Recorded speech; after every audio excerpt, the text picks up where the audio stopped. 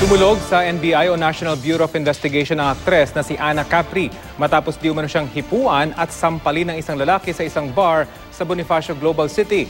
Reklamo pa niya, imbis na hulihin, in-escort lang ng security palabas ang lalaki. Handa naman daw tumulong sa investigasyon ng mga otoridad ang pamunuan ng bar. May report si John Consulta. Kasama ang kanyang abogado, nagtungo sa NBI ang artistang si Infan Avanica na mas kilala sa pangalang Ana Capri para isumbong ang nangyaring sexual harassment sa kanya. Kwento ni Capri, nagtungo daw siya at kanyang mga kaibigan sa sikat na Palace Pool Club sa Bonifacio Global City pasado alas 3 sa madaling araw noong linggo.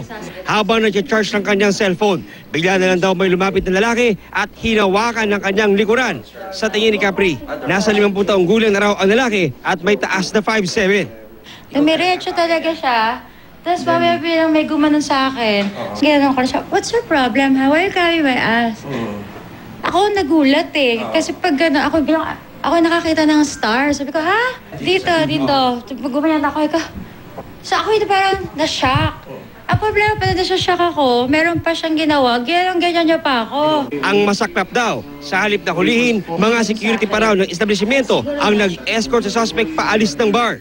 Yung bouncer, hinatid pa talaga siya, sinakay pa talaga siya sa kotse niya. Ay ko, ang ganda naman yan.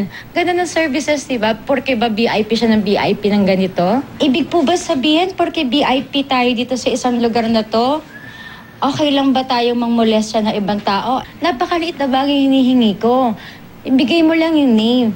Kasi katulad ngayon, kaya ako nahihirapan, di ako makapag-file lang maayos agad because wala kaming name. Ayon sa pamunuan ng The Palace Pool Club, handa raw silang tulungan si Ana Capri at ang investigasyon ng mga otoridad. Base sa kanilang protocol, pinag-iwalay nila ang dalawang sangkot para hindi na lumaki pa ang gulo. Pinalabas daw nila ang lalaking nanampal kay Capri na permanenteng ban na ngayon sa kanilang bar. Ayon sa NBI, hihingi sila ng kopya ng CCTV ng bar para makatulong sa kanilang investigasyon. The best way siguro to have the identities dun sa CCTV.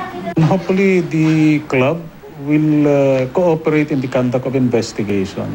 Otherwise, baka sila pa ang ma-charge ng obstruction of justice. Posible raw makasuhan ng paglabag sa RA 9262 o violence against women, sexual harassment at physical injury ang suspect. Sakaling dayuhan, makikipag-ugnayan ng NBI sa Bureau of Immigration at Embassy ng suspect para mapanagot sa kanyang ginawa.